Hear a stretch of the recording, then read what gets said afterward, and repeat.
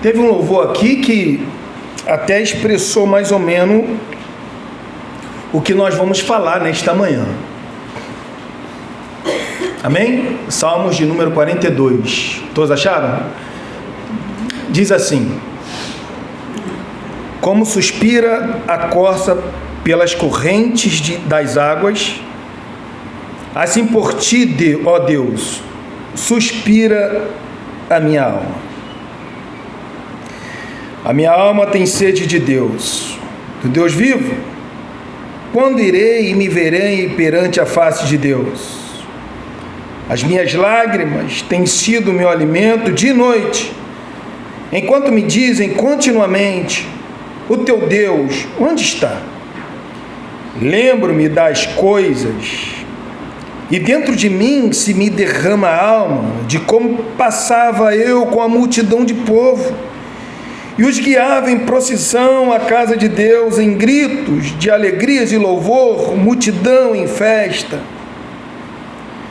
Porque está abatida a minha alma? Porque te perturbas dentro de mim? Espere em Deus, pois ainda o louvarei, a Ele meu auxílio e Deus meu. Sinto abatido dentro de mim a minha alma. Lembro-me, portanto, de ti, nas terras do Jordão e no Monte Hermon e no outeiro de Mizar. Um abismo chama o outro abismo, ao fragor das tuas catadubas. Todas as tuas ondas e vagas passam sobre mim. Contudo, o Senhor durante o dia me concede a sua misericórdia, à noite comigo está o seu cântico, uma oração ao Deus da minha vida. Digo a Deus, minha rocha, por que te olvidaste de mim, ou ocultaste de mim? Porque hei de andar eu lamentando sob a pressão dos meus inimigos? Esmigalham-se-me os ossos quando os meus adversários me insultam, dizendo: o teu Deus onde está? Porque está abatido a minha alma, porque te perturbas dentro de mim. Espera em Deus, pois ainda o louvarei, a Ele meu auxílio e Deus meu. Vamos orar. Senhor, mais um domingo dentro da tua casa, Senhor. Louvado seja o teu santo nome, porque nós temos a certeza que o Senhor tem sustentado não só a nossa vida, mas quanto a nossa fé. Se nós estamos aqui, é porque o Senhor colocou dentro de nós a semente da perseverança, aonde que cada dia tem crescido mais e mais. E obrigado, Senhor. Pedimos a Ti, meu Pai, que o Senhor limpe o nosso coração de tanta sujeira que recebemos durante esta semana, meu Pai. Que nós possamos ouvir a Tua palavra e nela guardar em nosso coração para não pecar contra Ti, meu Deus. Obrigado, Senhor, que nesta manhã pessoas que ainda não tiveram encontro com o Senhor, pessoas que ainda não foram regeneradas, que o Teu Espírito Santo possa regenerá-la nesta manhã. Tudo para a Tua glória. Obrigado, Senhor, pois assim nós choramos e já Te agradecemos. Amém, Jesus, e amém. Poder se assentar, irmãos?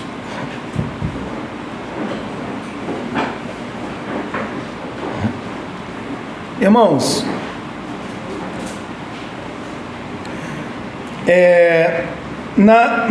no nosso estudo, na nossa teologia, que nós falamos sobre teologia reformada, nós temos uma disciplina que se chama providência divina. E dentro dessa disciplina providência divina, nós entendemos, de acordo com a palavra de Deus, que a essência do homem possui 3 tipos de natureza. A primeira é a natureza pobre, a segunda é uma natureza mista, a terceira é uma natureza regenerada. Quando nós falamos de uma natureza pobre, nós podemos correr em Romanos capítulo 1, versículo 24 ao 25. Quando a Bíblia fala que Deus entregou essas pessoas às suas próprias imundícias, suas próprias concupiscências. Ou seja, Deus entregou a essas pessoas tudo aquilo que essa pessoa ela deseja de mal para a sua carne. Deus entregou que ela caminhe mais e mais para o abismo, sem dar nenhuma providência para ela.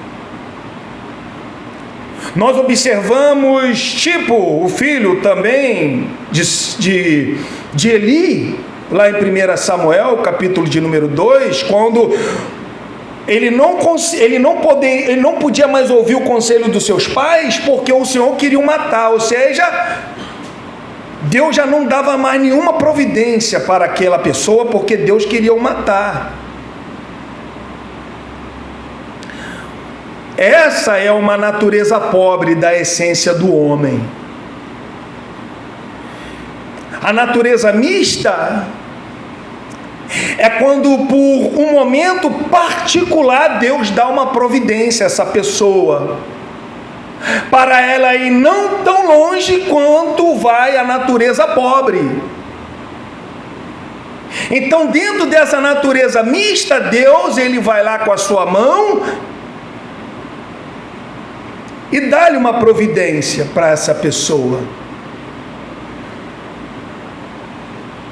Então, dentro dessa natureza mista, essa pessoa ainda consegue ter a misericórdia de Deus, a bondade de Deus, a justiça de Deus, em certos momentos. Observamos pessoas vindo para a igreja, não para cultuar Deus, não para buscar a face de Deus, mas para receber alguma bênção divina. E por misericórdia de Deus, Deus o concede.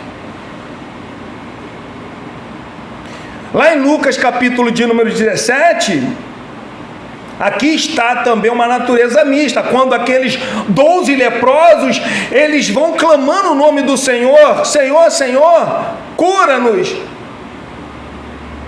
nos purifica dessa lepra. E Deus purificou os 10, mas só voltou um. E Jesus pergunta para aquele um que voltou: só voltou vocês e os 9? Ou seja, um voltou para agradecer a Deus. Aqueles 9 obteram uma providência de Deus, a bondade de Deus.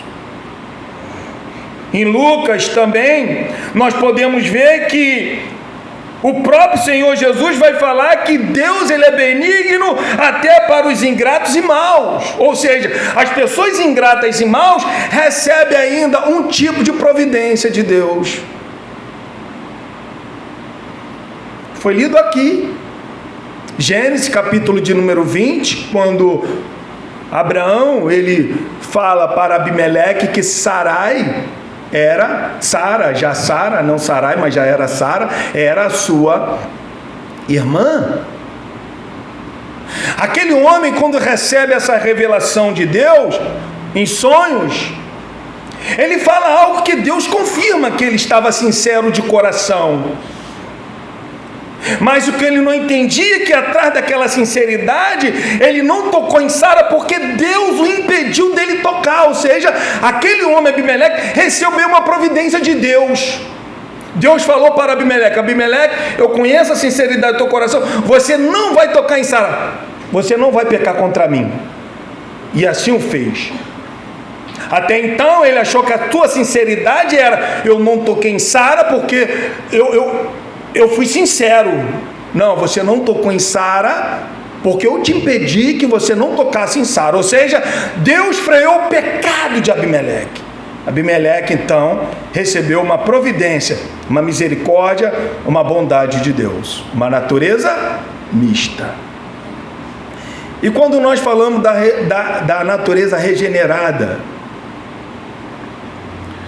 é o homem quando ele recebe uma providência, não mais particular, mas uma providência especial, onde o seu entendimento é iluminado pelo Espírito Santo, passando a compreender o mistério da vontade de Deus, sendo equipado com poderes, de modo que espontaneamente deseje fazer o bem, mas não o mal agora.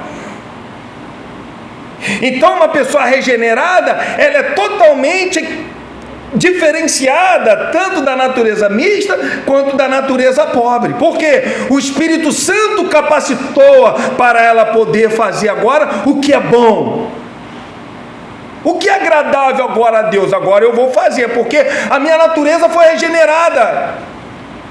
Eu não tenho uma natureza pobre, eu não tenho uma natureza mista. No momento eu quero possuir as coisas de Deus, mas outro momento eu quero as coisas seculares. Não, agora a minha natureza, ela é regenerada. O que agrada o coração de uma pessoa regenerada? Fazer a vontade de Deus. Jesus, ele falou: vocês serão meus discípulos se fizeres tudo aquilo que eu vos mando. Então, quando eu recebo essa nova natureza, uma natureza regenerada, o meu entendimento ser iluminado, o meu coração sendo aquecido pelo Espírito Santo, a minha maior vontade é fazer a vontade de Deus, não importa da situação que eu esteja vivendo, não importa da maneira o que está acontecendo, mas a minha maior vontade é fazer a vontade de Deus. A minha maior vontade é estar na presença de Deus. E aqui no Salmo de número 42, nós podemos ver uma pessoa regenerada, buscando a face de Deus. Havia aqui algum impedimento, mas o que essa pessoa queria, desejava, era buscar a face de Deus. E nesse salmo, que é lindo, que se titula como Salmo Didático dos Filhos de Corá, ele começa assim, olha: como suspira a corça pelas correntes das águas, assim por ti, ó Deus, suspira a minha alma. O salmista, ele olha para um animal, repara a vida daquele animal, o que aquele animal tanto desejava, que era água. O salmista vai falar: assim a minha alma suspira por ti, assim a minha alma deseja por ti, ó Deus. Para quem não conhece, esse animal corça, quando ele estava sendo caçado pelos caçadores, juntamente com seus cachorros, ele descia aquelas montanhas desesperado, e o único lugar que ele encontrava refúgio era nos rios. E pela sua narina, pelo seu cheiro, pelo seu olfato, ele conseguia cheirar o cheiro das águas. Então ele corria em direção às águas, e quando ele mergulhava nesse rio, ele ia para o meio do rio, onde os cachorros nem os caçadores conseguiam encontrar, e ali ele matava a sua sede. Então, naquele momento de aperto e de sufoco, aonde que os caçadores estavam caçando aquele animal, o que ele procurava? O seu refúgio era a água. E o salmista então ele fala: assim como a corça suspira pelas águas, a minha alma suspira por ti. A tua alma, irmão, tem suspirado por Deus? Como o salmista, ele está declarando aqui: a minha alma suspira por ti, ó Deus. O que o salmista está querendo, o que ele é tão apaixonado pela comunhão, pela intimidade com Deus. A minha alma suspira por ti, Deus. O que o salmista está nos mostrando aqui, irmão, que nós temos que buscar a Deus com todo o nosso ser, com profundo desejo da sua presença.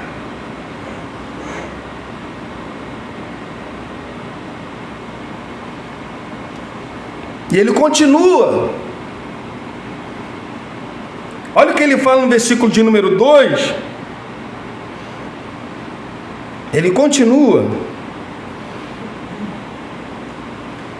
Mas aqui ele acrescenta algo muito importante para a nossa vida. Olha o que ele fala no versículo 2. A minha alma tem sede de Deus. A corça, quando ela suspirava pelas águas, que ela sentia sede. Então ela corria em prol das águas para matar, saciar a tua sede. Agora o salmista de novo falando, a minha alma tem sede de Deus. Que Deus é esse? Deus vivo. Irmãos, quantas pessoas neste domingo estão cultuando a Deus como se cultuasse um Deus morto. O salmista está deixando muito bem claro que o Deus que nós desejamos e que mata a nossa sede é um Deus vivo. Não é um Deus igual aos ídolos vãs, que não pode fazer nada, tem mão mas não apalpa, como diz Salmo 115, mas é um Deus vivo. É um Deus como chama, com seus olhos como chama de fogo, olhando cada coração nesta manhã aqui, cada pensamento nesta manhã aqui, levantando cada um de nós para vir cultuar Ele aqui. Então Ele está olhando, Ele observa, porque Ele é um Deus vivo. Ele passeia no meio da sua igreja, como diz na escada do Apocalipse. Ele tem a sua igreja na palma da sua mão. Ele é um Deus que nos ouve. Ele é um Deus que nos socorre no momento da nossa tribulação. Por quê? O salmista está falando, eu tenho sede de um Deus vivo. O meu Deus que eu tenho sede é Deus vivo, não é um Deus morto. Um homem pobre, um homem podre, cara, sua natureza podre, ele nunca vai buscar esse Deus vivo, porque a sua natureza é inclinada para buscar outras coisas, mas não um Deus vivo. A natureza mista, alguns momentos da sua vida, ela vai buscar, mas ela tem uma alma dobre. Como o Tiago fala, alma dobre, uma alma dupla. Um momento que as coisas de Deus, outro momento que as coisas seculares. Um momento que as coisas de Deus, outro momento que as coisas que agrada. Alma dobre. Um momento que está passando por certas situações difíceis, busca a face de Deus. Mas quando Deus vai lá e concede, dentro da sua providência divina, essa pessoa abandona, não volta mais, porque recebeu aquilo que veio buscar na face de Deus. Agora a alma regenerada não. A alma regenerada, ela está lá na bem-aventurança, em Mateus capítulo 5, versículo 6, quando diz, bem-aventurados que têm fome e sede de justiça, porque serão fartos. Sede de Deus, justiça de Deus.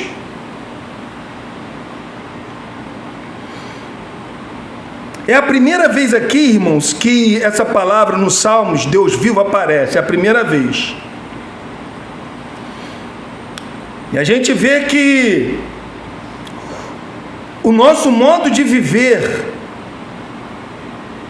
diz quem realmente nós buscamos, ou quem realmente nós adoramos. O nosso modo de viver, o nosso comportamento, a maneira da gente pensar, a maneira da gente desejar. Então isso diz quem realmente nós adoramos. Você é um Deus vivo, que te vê, que te sonda e que determina o teu futuro. Esse é o Deus vivo, como ele fez com Pedro. Pedro, você quando era mais moço, você se cingia, ia para onde queria, agora não, agora vai ter um que vai te pegar pela mão, vai te levar para lugares que você não quer ir. Esse é o Deus vivo que nós servimos. Ele vai conduzir no nosso futuro. Esse é o Deus que nós servimos, o Deus vivo. Então, irmãos, não podemos ser negligentes e apáticos quanto à participação na adoração a Deus. Temos que entender que estamos diante de um Deus vivo, Deus que sonda, um Deus que de repente o pastor pode falar assim: eu posso enganar meus irmãos, mas o Deus vivo que está aqui, ele sonda o meu coração, ele sabe como que está o meu coração. Eu não posso brincar com essa verdade. Por quê? Nós adoramos um Deus vivo. E muito vivo. E muito vivo. Irmã Sônia, nosso Deus é muito vivo. Ai, quando os discípulos estavam totalmente preocupados, ele falou: rapaz, vocês não conseguem, não sabem nem quantos fiapos de cabelo tem, anda preocupado porque eu sei de tudo, até as coisas de mínimo detalhe. Ele está falando que ele conhece tudo. Os discípulos estavam totalmente preocupados como que ia ser perseguido, e Jesus fala: não se preocupeis, pois nenhum caçador consegue matar uma andorinha se assim o Pai não conceder.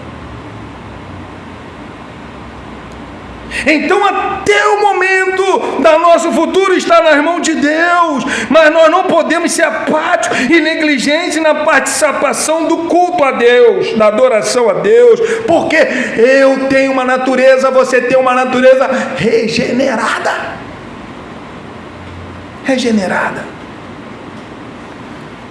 No versículo de número 2,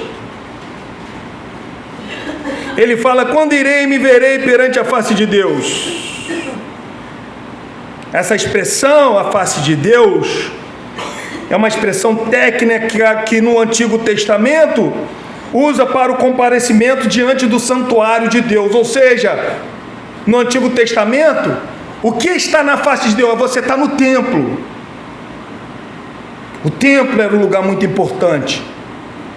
O templo era a habitação de Deus. Por isso, quando Salomão ele faz aquela oração, quando tiver praga, quando o povo pecar e tal, quando fizer a oração nesta casa, o pecado será perdoado. E quando Salomão acabou de falar, a glória do Senhor desceu sobre aquele lugar.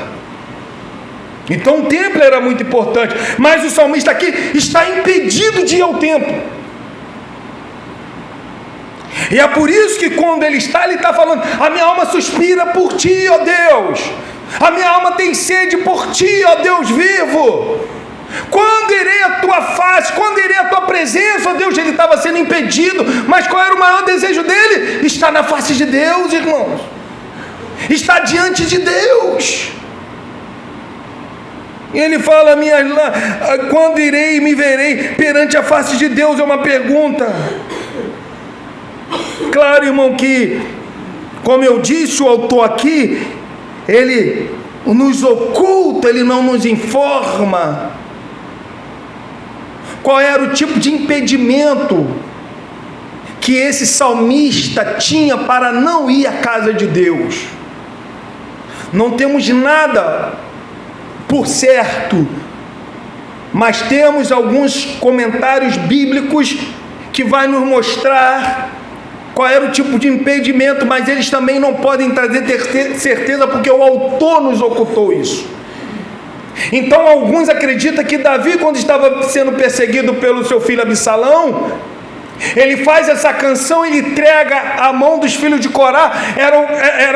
Era uma tribo responsável para adoração a Deus, para louvor a Deus. Então eles estavam ali responsáveis por esse tipo de adoração. Então alguns acreditam que o Davi, quando estava sendo perseguido pelo seu filho Absalão, ele faz esses salmos? Porque ele estava impedido de ir a Jerusalém, porque a Jerusalém tinha sido tomada pelo seu filho. Outros acreditam que não, outros acreditam que uma pessoa, ou um sacerdote, ou um levita, ele estava muito doente, em um lugar distante, e ele não podia ir ao templo por causa de uma enfermidade. Outros acreditam não, que esse salmista, essa pessoa, estava exilado, estava preso em algum lugar, ele estava impedido de ir ao templo, mas uma coisa que ele queria era estar no templo, buscando a face de Deus, buscando a face de Deus. E hoje, o salmista, ele sofria por estar separado do templo, o lugar onde que Deus separou para a edificação e adoração do povo, o templo. E hoje?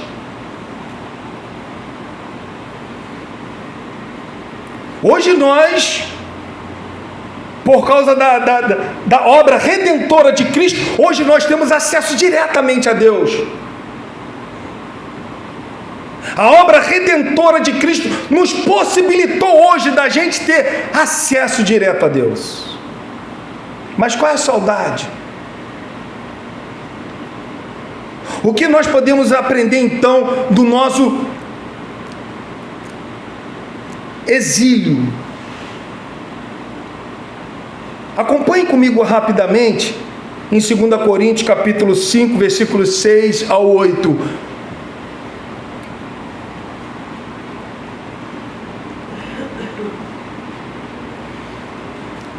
Olha o que nos faz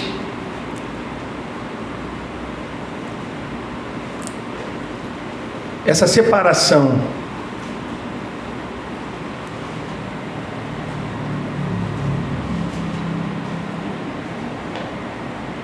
Acharam 2 Coríntios? Capítulo 5, versículo 6. Olha qual o desejo do apóstolo Paulo. Esse tem que ser o desejo de uma alma regenerada, irmãos. Olha o que Paulo fala, 2 Coríntios capítulo 5, versículo 6. Temos, portanto, sempre bom ânimo, sabendo que enquanto no corpo estamos ausentes do Senhor, visto que andamos por fé e não pelo que vemos, entretanto, estamos em plena confiança, preferindo deixar o corpo e habitar com o Senhor.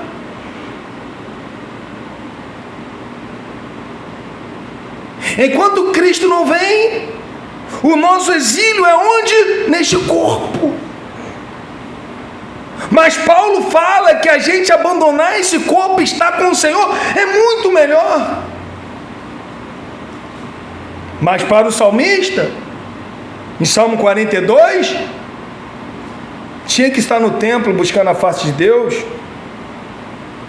No versículo de número 3, as minhas lágrimas têm sido o meu alimento de noite. Em vez de comer, irmão, ele chorava. Irmão, o homem ele chorava, porque ele estava impedido de ir na face de Deus, que era no templo. Ele chorava, ele não comia. Qual era o alimento dele? O choro. Irmão, que lição esse salmista dá para nós. Nós temos chorado assim, buscado assim a presença de Deus, a ponto de sair lágrima dos nossos olhos.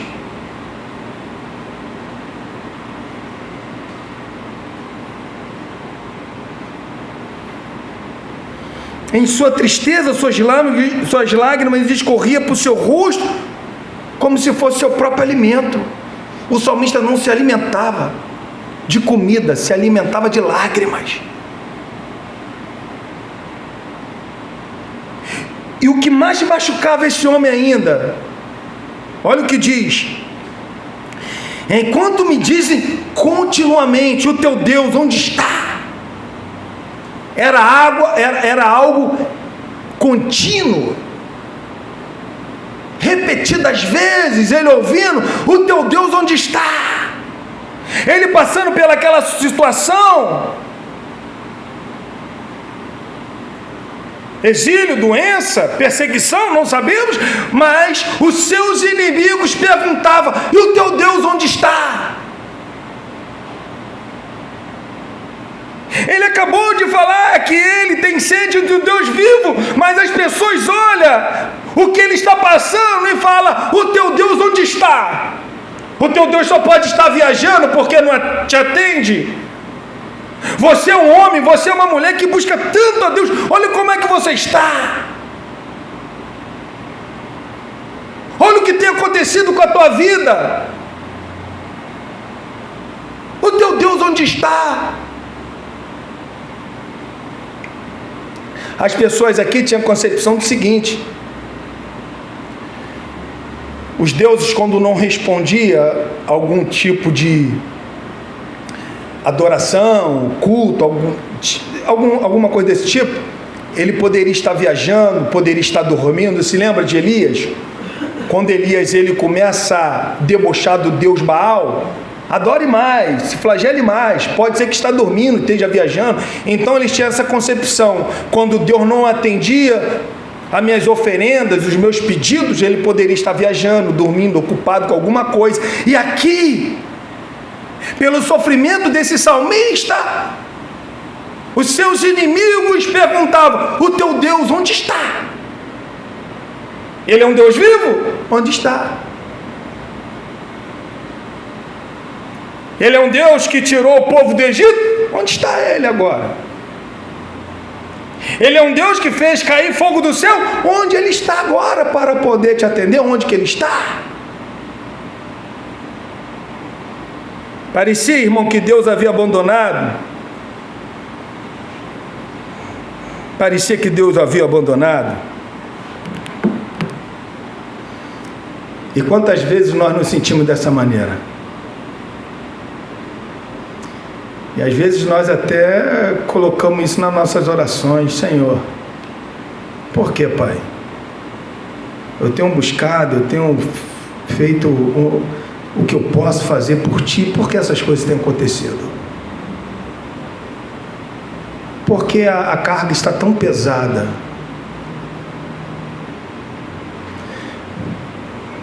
É o que está acontecendo aqui. Eles estão perguntando: o teu Deus onde está?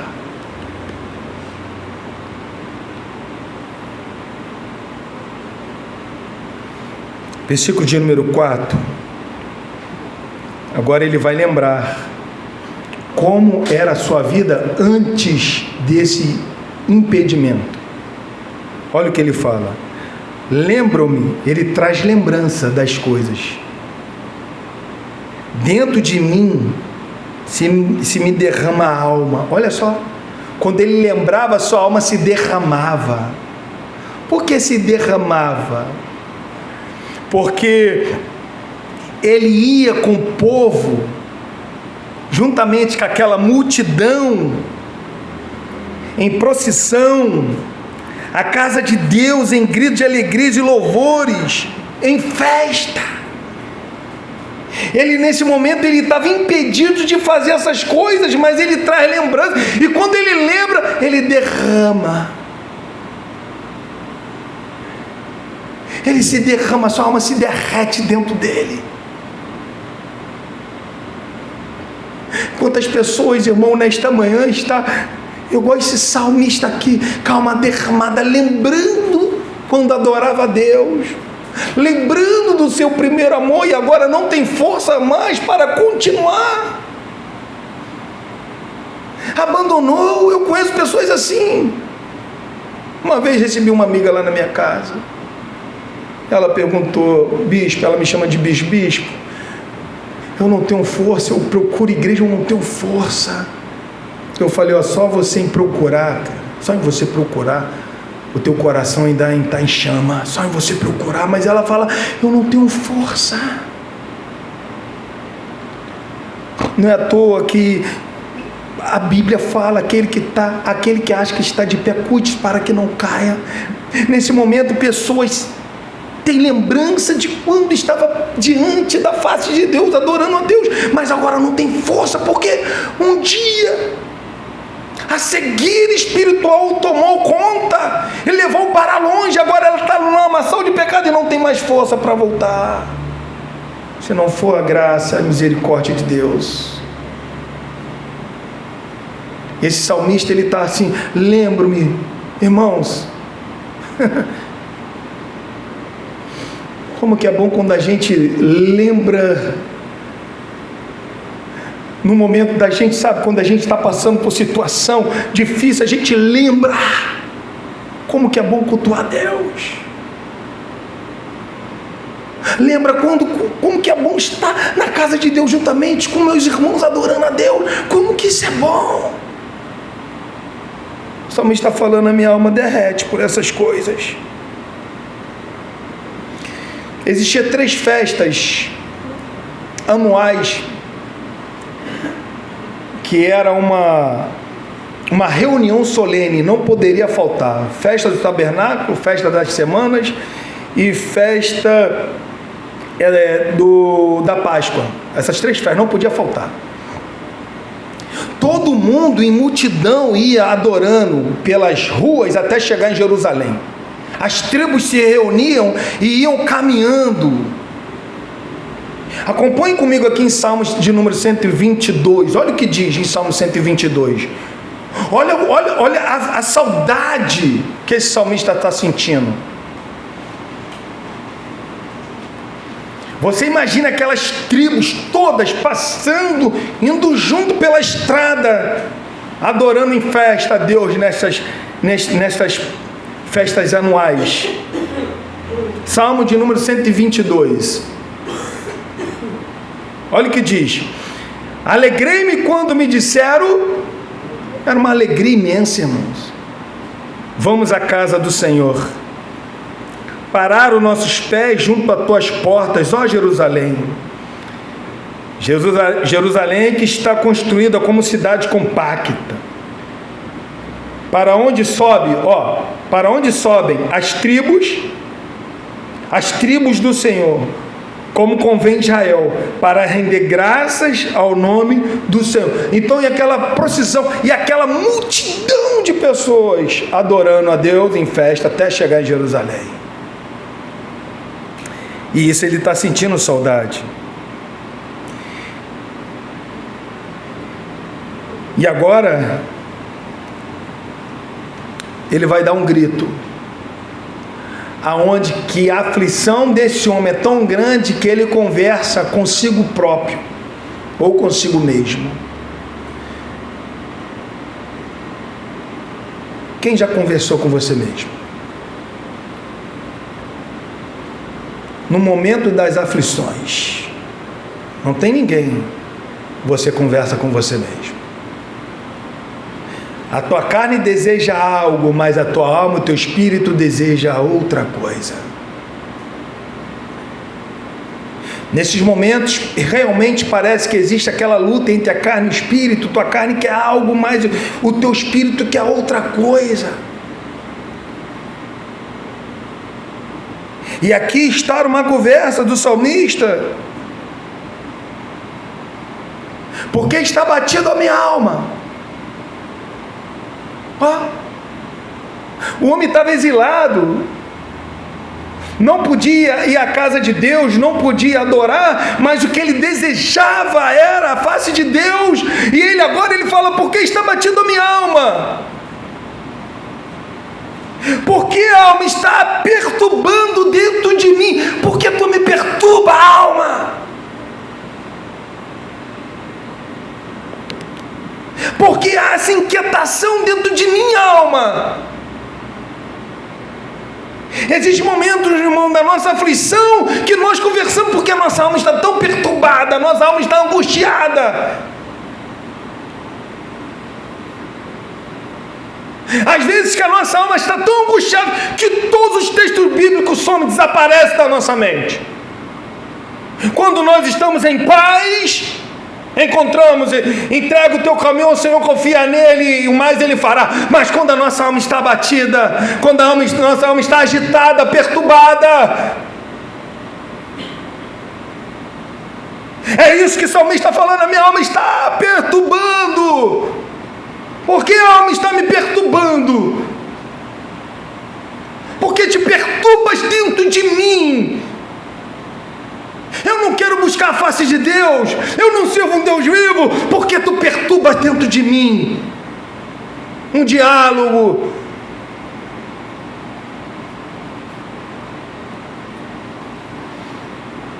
E agora vem, irmãos.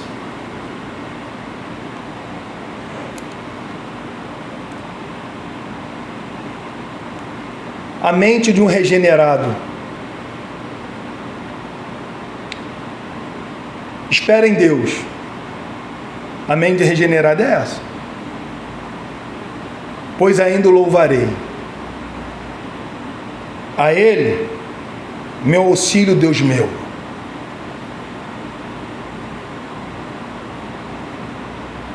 Fomos chamados para viver a eternidade.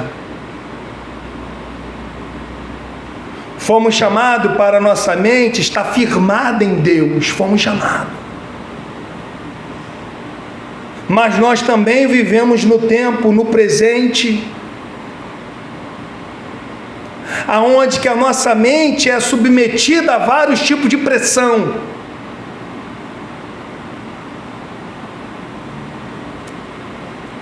E é dentro dessa pressão que nós nos separamos e nos mostramos quem realmente nós somos. Qual o tipo de natureza que nós temos.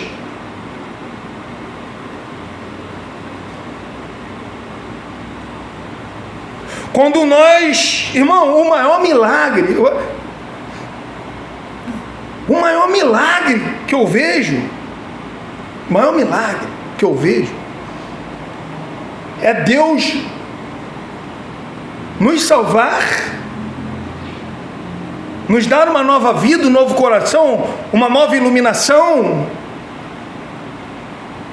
nos tirar o poder do pecado e fazer com que nós continuamos vivendo nesse mundo que a Bíblia fala que o mundo já é do maligno, e sem estar contaminado com as coisas desse mundo. Irmão, se eu pegar esse copo d'água aqui, se eu pegar um pouco de café e jogar aqui, ela vai se misturar. Vai? Mas agora, se eu pegar essa água aqui e colocar um tipo de gás, de uma bolha de gás, aonde que ela pode ser sólida e afundar, nada vai penetrar naquela bolha. Esse é o maior milagre. Aonde que nós estamos nesse mundo, mas o mundo não pode nos contaminar mais, porque nós estamos guardados. Esse é o maior milagre. E aqui esse homem está falando: espera em Deus, pois ainda eu louvarei. Ele é meu auxílio, Ele é meu socorro. Se lembra Salmo 46? O que Salmo 46 diz? Ele é o nosso auxílio, socorro bem presente no momento da nossa angústia. Angústia.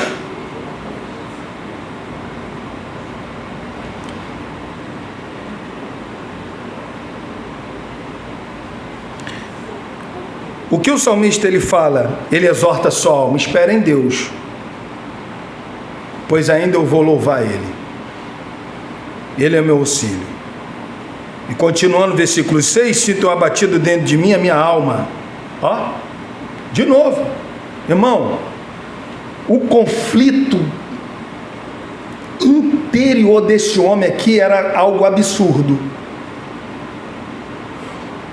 Ele tinha toda a esperança de louvar a Deus, mas no momento que ele espera em Deus, pois ainda eu louvarei, parece que ele se volta de novo para a sua situação.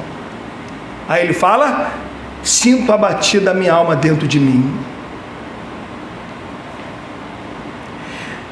Irmãos, sabe qual é o maior segredo aqui, quando a nossa alma está abatida? É a gente lembrar das coisas boas que Deus já fez em nós. Quando a nossa alma está abatida, nós temos que carregar a lembrança das coisas boas. Quando a minha alma estiver abatida, poxa, naquele dia, rapaz, como que eu adorei a Deus, como que foi tão bom, como que Deus foi meu auxílio, olha, essa lembrança é uma coisa boa, essa lembrança que está fazendo o salmista continuar tendo a esperança. Quando o pecado vir para tentar nos detonar, nos desviar do caminho, rapaz, como que é bom estar na presença de Deus, que coisa boa estar na presença de Deus.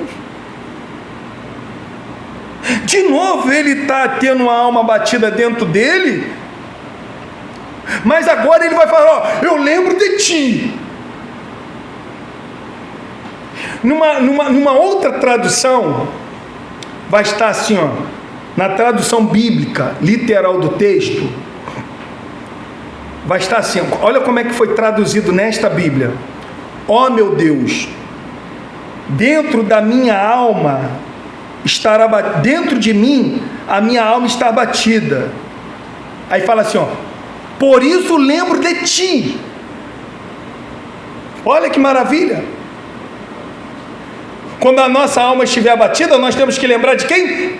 De Deus. Aí me parece aqui que o salmista, ele lembra de Deus nos momentos bons, porque ele vai citar os lugares. Ele vai falar assim, ó, lembro de ti, desde a terra do Jordão, desde os Hermonitas, desde o monte Mizar, que na minha tradução está desde a terra do Jordão, no monte Hermon e dos outeiros de Mizar. Eu lembro de ti nestes lugares. Me parece que esses lugares foram lugares que o salmista ele teve uma experiência muito boa com Deus. Porque no momento que ele está passando aqui, que ele está sendo impedido de adorar a Deus no templo, de buscar a face de Deus no templo, ele está trazendo a lembrança das coisas boas que Deus fez na vida dele. Ele lembra do culto, quando ia buscar a face do Senhor no culto, juntamente com as tribos, com aquela multidão. Ele agora, me parece que ele está lembrando de lugares que ele teve uma experiência boa com Deus. Ele está falando, minha alma está batida, sim, minha alma está derretida dentro de mim, mas eu lembro de ti, no Jordão, no Monte Hermon, no Monte Mizar, que significa monte pequeno. Eu lembro destes lugares. Me parece que esse homem está trazendo lembrança de coisas boas. Isso é bom para nós. No momento da nossa aflição, trazer na nossa memória as coisas boas que Deus já fez.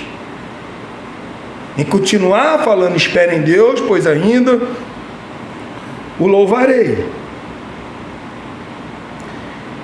Continuando, irmãos, versículo 7, um abismo chamou outro abismo, ao fragor das tuas catadupas, todas as tuas ondas e vagas passaram sobre mim. Na Bíblia King James vai estar traduzido desta maneira, olha. Um abismo chamou outro abismo, ao barulho de duas quedas d'água, todas as tuas ondas e as tuas vagas sobre mim passam.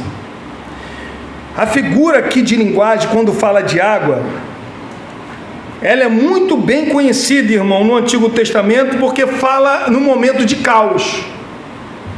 No momento de caos. E o que o salmista ele está olhando? Ele está, me parece aqui, alguns teólogos vão acreditar que ele está olhando para o monte, aonde que as águas eram derretidas pelo calor, a geleira era derretida pelo calor, e assim vinha pelo rio Jordão, e quem tivesse próximo ali, aquele enchimento de água no rio ia passando, ia levando, ia subindo de uma tal maneira que ia subindo pelos pés até cobrir toda essa pessoa. O que o salmista está falando? As tuas águas estão passando sobre mim. Ele entendia muito bem que quem estava por trás de tudo aquilo ali era a mão de Deus. Ele não perdeu essa esperança, ele sabia quem estava governando tudo era Deus, e é por isso que ele está falando, as tuas águas estão vindo sobre mim, está passando por mim. Por ele ter essa certeza, que Deus está no controle de todas essas coisas, porque ele serve um Deus vivo, ele vai falar no versículo de número 8, olha o que diz, 8. Contudo, o Senhor durante o dia me concede a sua misericórdia, e à noite comigo está o seu cântico, uma oração ao Deus da minha vida. O meu angústia, ele ainda é capaz de lembrar da graça divina.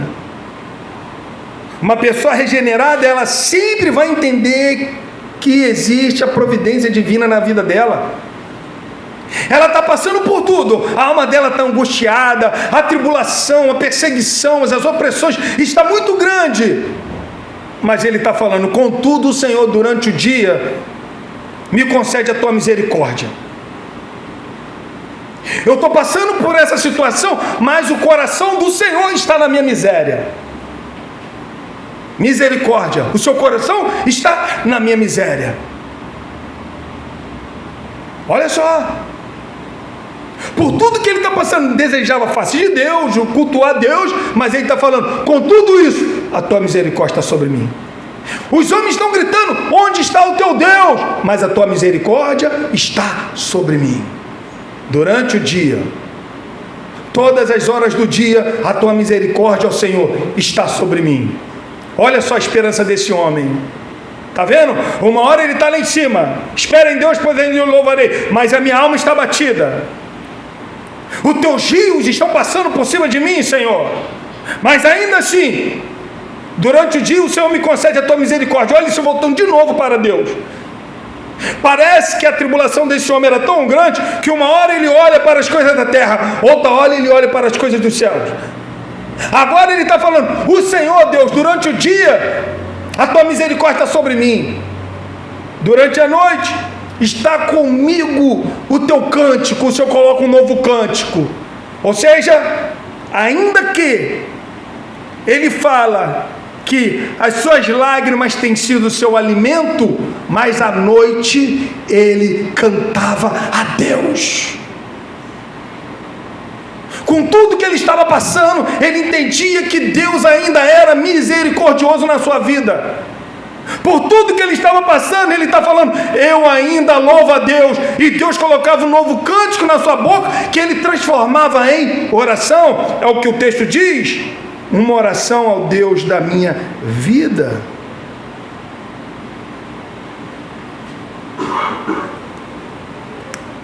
Esse novo cântico ele converte em oração.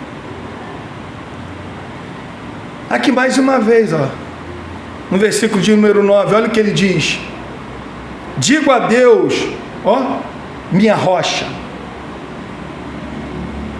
Ele fala que Deus não é só Deus vivo, mas o Deus rocha, é algo inabalável, é algo que é sustentador, é algo que não pode ser movido.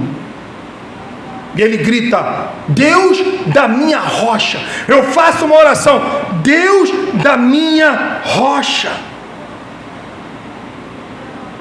Olha o que ele diz: Deus da minha rocha. Agora, irmãos, mais uma vez, olha o que ele fala. Logo a seguir, depois de Deus da minha rocha, olha o que ele fala: porque te ocultaste de mim. Olha só. Está vendo? Olha como que a alma desse homem está.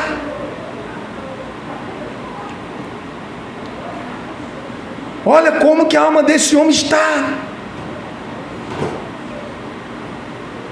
Uma alma que está lá em cima, outra hora está lá embaixo. Ele está falando: o Senhor Deus da minha rocha, mas por que se ocultaste de mim? Senhor, o povo aí, os meus inimigos, tem zombado, tem escarnecido o teu Deus onde está. Agora eu te pergunto, Senhor, por que o Senhor está se ocultando de mim? O Senhor não é um Deus vivo, o Senhor não é a minha rocha, eu ainda não te louvarei. Por que está se ocultando?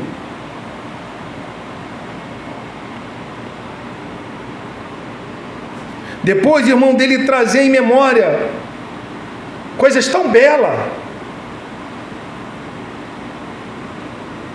Eu lembro de ti lá no Jordão, lá no Hebron, lá no Monte Mizar. Eu lembro de Ti, Senhor. Senhor, eu sei que a Tua misericórdia está comigo durante o dia, mas durante a noite o Senhor coloca um novo cântico. E eu faço essa oração, digo: Deus, Tu és a minha rocha, por que ocultaste de mim? Por que se ocultaste? Versículo de número 10. Ainda o 9, por favor, ainda o 9. Por que te ocultaste de mim? Olha a parte B desse versículo. Porque hei de andar eu lamentando sob a opressão dos meus inimigos. Por quê? Porque eu vou chorar. Esses inimigos, eles têm me trazido uma opressão muito grande. Eu tenho lamentado: Senhor, o Senhor não é minha rocha. Por que se ocultou de mim? Olha o que os inimigos estão fazendo. Olha o meu lamento. Olha como é que eu estou andando, Senhor. Versículo de número 10. Olha o que ele fala: esmigalham-se-me os ossos, quando os meus adversários me insultam, dizendo: o teu Deus onde está? Sua presente angústia é aprofundada pela atitude e palavra de outros, porquanto vive sugerindo que Deus é incapaz de socorrê-lo. O teu Deus onde está? Quando ele fala aqui, irmãos, migalham-se os meus ossos, os seus inimigos não descansam, desprezam esse homem cada vez mais. Cada vez que ele busca a face de Deus, cada vez mais esse homem os despreza. Os insultos eram tão grandes que ele está falando que o ouvir dessas coisas esmigalhava-se os seus ossos. O teu Deus onde está? Era algo tão perverso. O homem estava passando uma situação tão difícil que os seus inimigos cada dia, cada vez mais zombavam, escarnecendo, falando: o teu Deus onde está? E isso esmigalhava os seus ossos. Era uma perseguição tão grande que ele sentia dor nos seus ossos. Irmão, você vê essa figura, esse salmista, homem que se alimentava do seu choro, com a sua alma batida.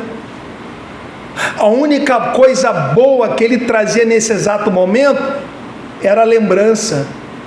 Lembro de quando ia no templo, lembro lá no Rio Jordão de Ti, Senhor. É lembrança, a única coisa boa. O que vinha externamente só era só para massacrar esse homem cada vez mais. E os seus inimigos? Aqui fala que os seus inimigos, dizendo, o teu Deus onde está? Ele não te socorre nesse momento?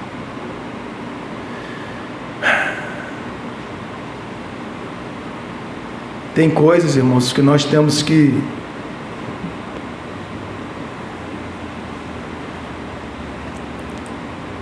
estar bem firme com Deus. Eu acho que é Salmo 128 fala que o homem que confia no Senhor, ele não se desespera com más notícias, ele está firme no Senhor. Mas também a Bíblia fala que Deus conhece a nossa estrutura e sabe que somos pó. E o salmista aqui, no mesmo tempo onde que ele está lá em cima, ele sente a dor da tua alma, uma luta dentro dele. Uma hora a sua alma batida, outra hora a tua alma cheia de esperança. Uma hora a sua alma se sente tão perseguida, outra hora a sua alma, ela lembra da misericórdia do Senhor. Outra hora, essa alma lembra que o Senhor é o Deus da sua rocha, mas outra hora, essa alma fala: Senhor, por que se ocultou de mim? A alma do salmista é uma gangorra. E mais uma vez, dentro dessa gangorra, ele vai falar no versículo 11, vai repetir o que acabou de dizer no versículo 5. Porque está batida, ó minha alma, porque te perturbas dentro de mim. Mais uma vez. Porque te perturba dentro de mim. E ele volta a se encorajar mais uma vez. Espera em Deus, pois ainda o louvarei. Ele é meu auxílio e Deus meu. Este salmo, irmão, de lamentação, como ocorre a maioria deles, levantou uma esperança de que as orações seriam respondidas. Ele sabia que uma hora a sua oração seria respondida. A tua alma estava totalmente abalada, ele conhecia a misericórdia do Senhor, ele sabia que Deus colocava um novo cântico, ele convertia em oração, ele sabia de tudo isso, mas a tua alma estava abatida. E termina cheio de esperança: eu ainda o louvarei. A Ele, meu auxílio, Deus meu. Não sabemos a situação, mas esse homem ele tinha esperança. Se estava exilado, sair, ser liberto, ser libertado. Se estava doente, ser curado. Se estava sendo perseguido, deixar de ser perseguido. Essa era a esperança desse homem. E uma pergunta que eu te faço: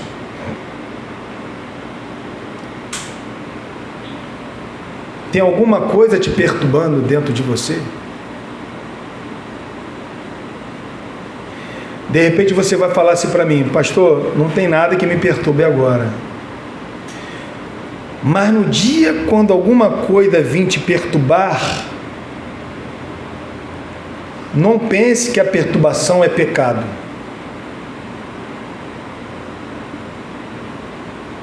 É uma luta dentro de nós.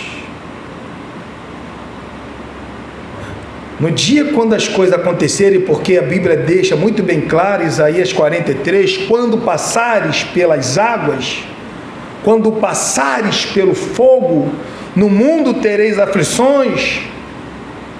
Pai, não que os tires do mundo, mas que o livres do mal.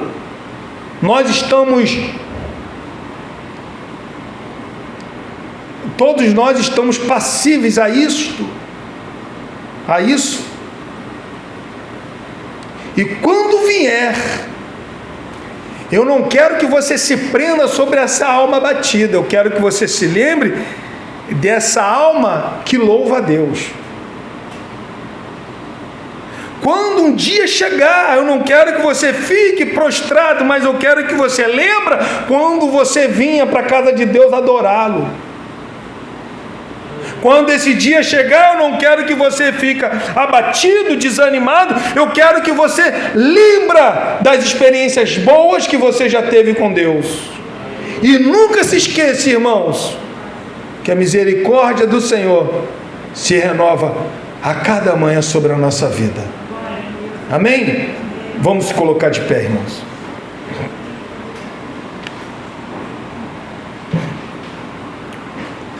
Vamos estar orando, louvando a Deus.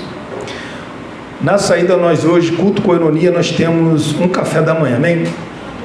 É bom que todos participem, tá bom? Não vá embora. Você que nos visita pela primeira vez, eu não sei se é a primeira, estava ausente, sejam todos muito bem-vindos, tá bom?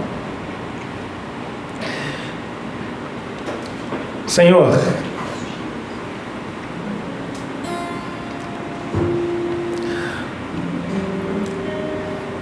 Nós falamos, Senhor, da alma abatida.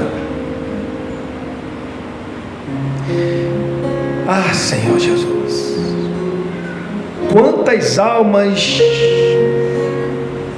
vivem assim, mas somente com a primeira parte deste versículo: porque está abatida a minha alma, porque te perturba dentro de mim. Quantas pessoas estão isoladas, estão com a alma perturbadas, estão à base de remédios fortes, Senhor, porque a sua alma está abatida, está perturbada, está inquieta. Quantas pessoas, Senhor, não têm a segunda parte desse versículo? Espera em Deus, pois ainda o louvarei. A Ele é o meu auxílio, Deus meu. Obrigado, Senhor, porque nós que temos a Tua verdade em nosso coração, nós temos essa segunda parte. Podemos passar pela primeira, porque a nossa alma está perturbada, mas temos a segunda parte. Espera em Deus, pois ainda o louvarei. Como que é bom, Senhor, te louvar. Como que é bom, Senhor, buscar a Tua face. Ah, Senhor Jesus, esse homem estava, Senhor, ausente do Teu templo, estava impedido de buscar a Tua face no Teu templo, não podia Te adorar no templo, estava impedido de ter comunhão com os irmãos no templo. Mas o maior desejo desse homem, Senhor, era buscar a Tua face. O maior desejo desse homem não era nada secular, mas era buscar, ter sede de Deus, do Deus vivo. Senhor, e nós estamos aqui, Senhor, hoje. Saímos dos nossos lares para buscar a Tua face, a face do Deus vivo, a face do Deus que é rocha. E a Tua palavra não pode mentir, Senhor. Aquele que busca a Tua face encontra. Que nós venhamos buscar a Tua face, nós podemos encontrar neste lugar, Senhor. E a minha oração é, Pai, se tem alguma alma perturbada nesta manhã, traga paz. Se tem alguma alma inquieta, traga sossego. Se tem alguma alma sobrecarregada, traga alívio, meu Pai, para que essa alma possa voltar a ter esperança.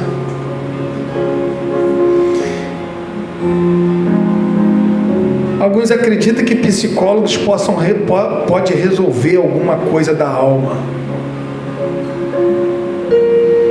mas nós sabemos que não pode resolver a alma.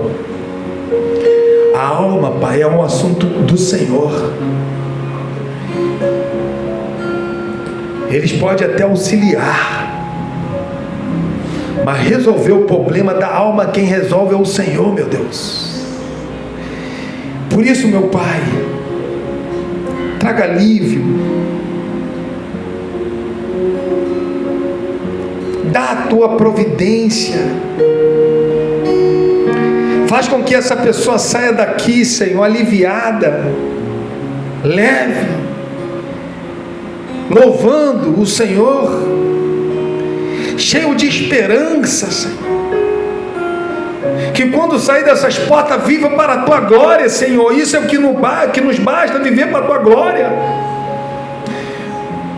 O raio que o Senhor acrescenta, mas primeiramente é buscar o Teu reino, viver para Ti.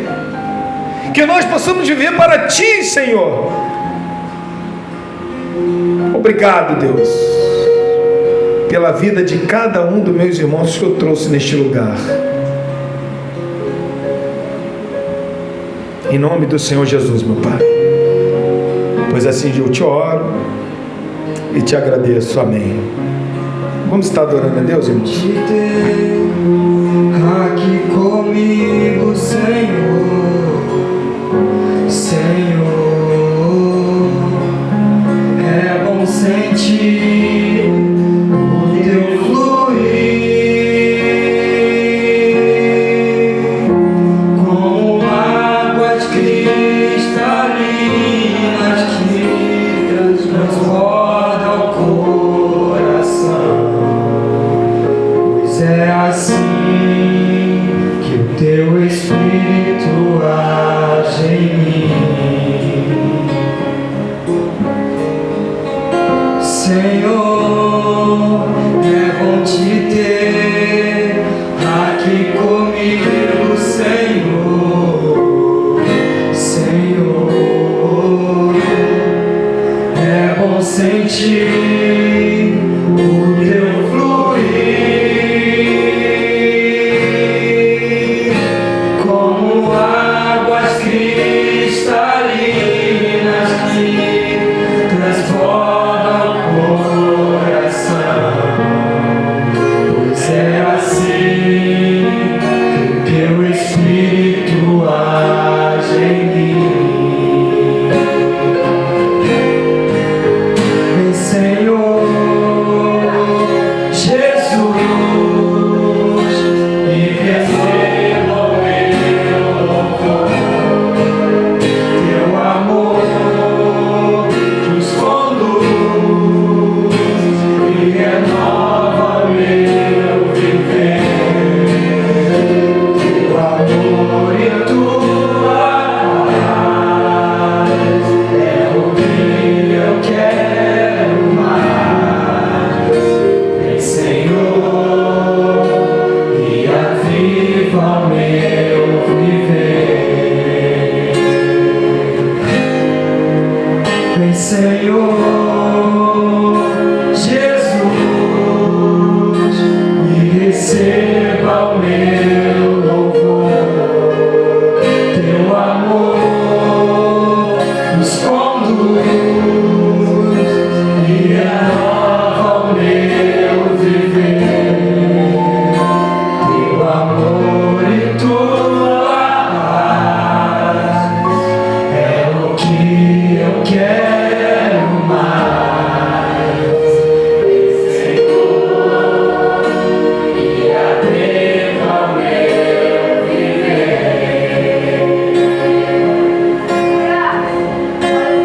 Senhor, e aviva o meu viver. Glória a Deus, irmãos.